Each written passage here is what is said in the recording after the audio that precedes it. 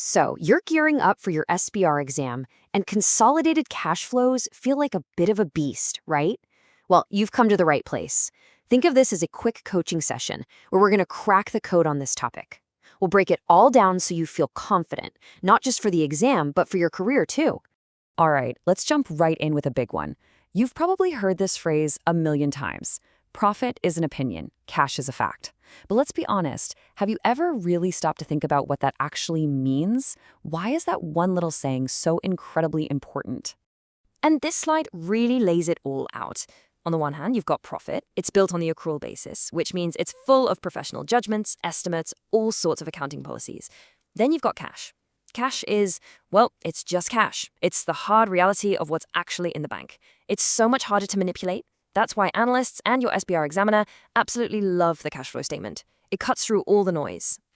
So, how do we get from that opinion of profit to the cold, hard fact of cash? Let's dive into our main tool for the job. We're going to use the indirect method. Think of it as the bridge that connects the profit we see on the income statement to the actual cash a company generated. The indirect method is actually pretty clever because it works backward.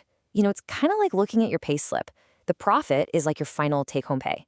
But to figure out the cash you actually have, you need to think about all the deductions and things that weren't cash, right? That's exactly what we're doing here. We start with a profit number, and then we strip out all the non-cash stuff. Here's your roadmap, your step-by-step game plan. It's a logical, 3-step process you're going to follow every single time. First, you grab that profit before tax figure. Simple enough.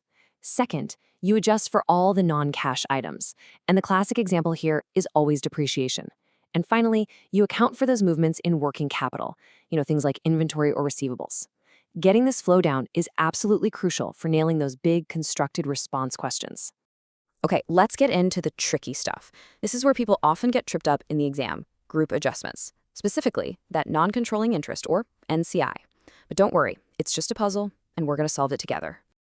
So the very first piece of the puzzle we need to tackle is the NCI's share of the profit. Now remember, when we consolidate, we bring in 100% of the subsidiary's profit, but we don't actually own 100% of it, so we've got to account for the piece that belongs to someone else. And here's what we do. We add it back. Now, why on earth would we do that? Well, the reason is simple. It was just an accounting entry on paper. No cash actually left the group's bank account. It was just an allocation. So to get back to our true cash picture, we have to reverse it. We just add it back in. Now, let's flip that on its head. What happens when the group actually pays cash to those non-controlling interest shareholders? This is a completely different story. This usually happens when dividends are paid out. And this is where it all clicks into place. A dividend paid to the NCI is a real cash outflow. Money has physically left the building. So we have to show it as a cash outflow. And just a little tip, remember, this is a transaction with the owners of the business, so it's going to show up under financing activities. All right, one last big piece of the group puzzle. What happens when the actual structure of the group changes? The big strategic stuff, like when a company buys a whole new subsidiary or sells one off. These big moves are classified as investing activities. It makes sense, right? It's about investing in the long-term structure of the business. So when the group buys a subsidiary, cash goes out. When it sells one, cash comes in. Now, a huge exam tip here. You always need to find the net cash impact.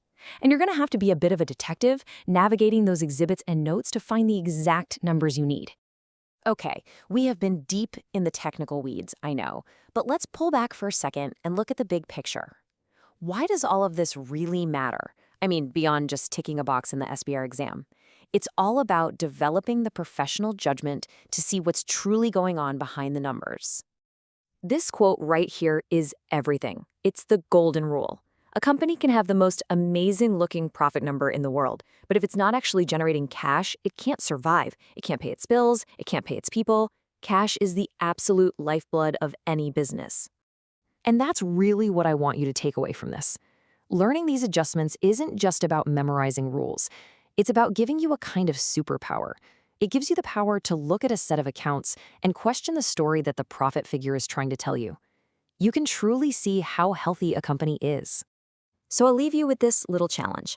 The next time you see a big, flashy headline about a company reporting record profits, I want you to pause, because now you know better. You know the very first and most important question to ask is, "That's nice, but show me the cash."